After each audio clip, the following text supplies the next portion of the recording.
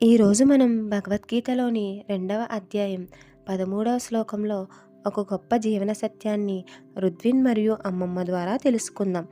దేహినోస్మిన్ యదా దేహే కౌమారం యవ్వనం జరా తదా దేహాంతర్ప్రాప్తిర్ ధీరస్త్రణ మ్యూహ్యతి.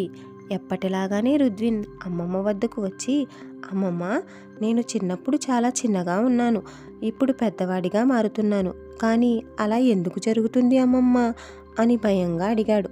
అప్పుడు అమ్మమ్మ నవ్వుతూ, చూడు రుద్విన్, మన శరీరం ఎప్పటికీ మారుతూనే ఉంటుంది. బాల్యం నుండి యవ్వనం, యవ్వనం నుండి వృద్ధాప్యం. భయపడకు రుద్విన్, కానీ ఒకటి గుర్తుపెట్టుకో, మన శరీరంలో ఉన్న ఆత్మ మాత్రం ఎప్పటికీ మారదు.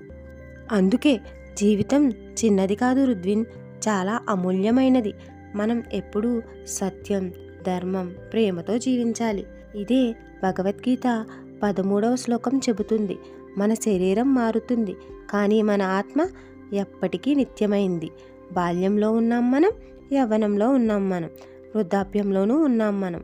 మన శరీరం మారుతుంది అంతే, కానీ మన ఆత్మ శాశ్వతమైనది. జీవితంలో అరినా కష్టాలు వచ్చినా మనస్సులోని ఆత్మ ఎప్పటికీ బలంగా ఉంటుంది.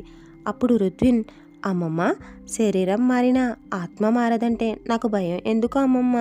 హా, అదే రుద్విన్, మనం ఈ సత్యాన్ని అర్థం చేసుకుంటే ధైర్యంగా జీవించగలం. మరణం అనేది ముగింపు కాదు, అది కొత్త ఆరంభం. అందుకే ధైర్యవంతుడు ఎప్పుడూ భయపడడు. ఈ శ్లోకం మనకు చెబుతుంది, మారేది శరీరం మాత్రమే, ఆత్మ ఎప్పటికీ నశించదు. కాబట్టి జీవితంలో ఏ సవాలు వచ్చినా ధైర్యంగా ముందుకు సాగాలి. ఇదే భగవద్గీత 2వ అధ్యాయం 13వ శ్లోకం మనకు చెబుతుంది. Thank you for watching. Don't forget to like, share and subscribe for more Gita stories. Thank you.